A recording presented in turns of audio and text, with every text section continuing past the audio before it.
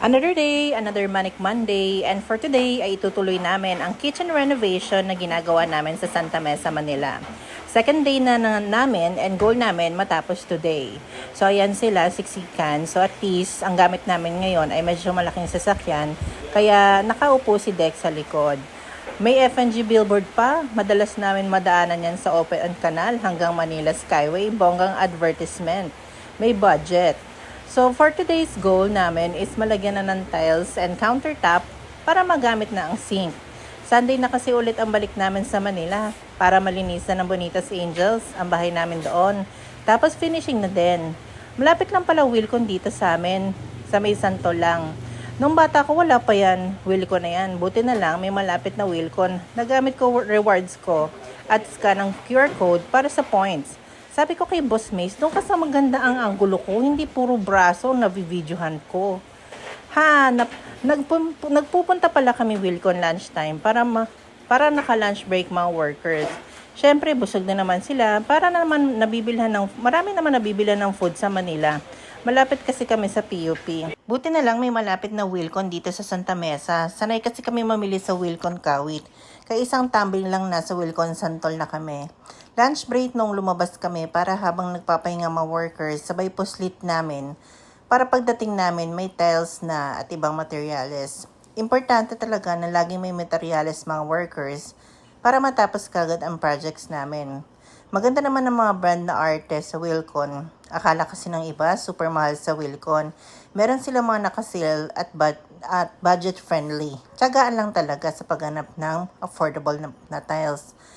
Anyway, marami pala ako nababasa na mahal daw ang bayad sa electrician. Nako, mahal talaga kasi delikado yan eh. Pwede sila makuryente. Ayan, ang dami talaga anay. Sabi ko kay Angelo, lagyan niya muna ng sulignum yung PVC ceiling bago mag-spray. Or lagyan niya muna ng sulignum bago niya ilagay yung PVC ceiling. So, syempre, kailangan make sure lang na may face mask at protection sa mata. So, yan pala yung kitchen counter na ginagawa namin. So, angular bar, kasi maraming natirang angular bar nung nagkisame kami. So, pwede naman yan. Basta, lagyan lang ng waterproofing bago lagyan ng tiles or buhos yung countertop. So, ayan, yung tiles na binili namin. Abangan nyo, napakaganda niyan. So, ayun na nga. So, sabi ko sa kanila, hanggang 7 p.m. kami. Tapos, pinag-dinner ko na rin sila, pinag-break ko. Tapos, ayan, Diyos ko, sabi ko kay Angelo, timplahin nyo na yung gin dyan, nahiya pa kayo. So, napatagay na din ako, Diyos ko. Tapos, sabi ko, pag may budget, magre-red doors. Pero kung wala, gin lang muna. Masarap din naman yung gin. Tapos, ayan, minikos-mekos niya na.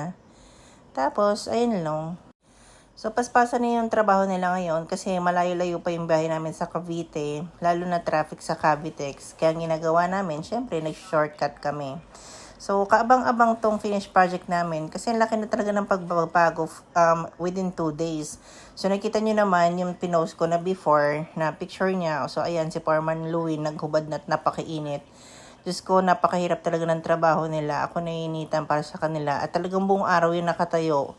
Pahinga lang nila, kakain lang sila. Tapos, ayan, patatagin na rin akes. O, diba? Tapos, ayan, pangpawala kasi ng pagod nila yan, yung mga ganyan drinks. Para, syempre, habang nasa biyahe, pwede na sila matulog. So, yan, si Angelo, tagay-tagay pa, ganun. Sa amin naman, hindi naman kami ganun kahigpit sa pagdating sa mga pag-iinom nila. Basta balanse. Ewan ko ba talagang trip nila lagi mag-inom? Siguro, syempre, normal naman yon na buong araw sila nagtatrabaho. Tapos, pag nakainom sila ng alak, talagang enjoy na enjoy sila sa buhay. Lalo na yan si Foreman Louie, Diyos ko, parang wine pa, binottoms up. Shala, nakagablet pa sila. So, ayan, na-install na yung sink para kahit papano, pagbalik namin, may magagamit yung brother ko. So, yun lang. Bye for now.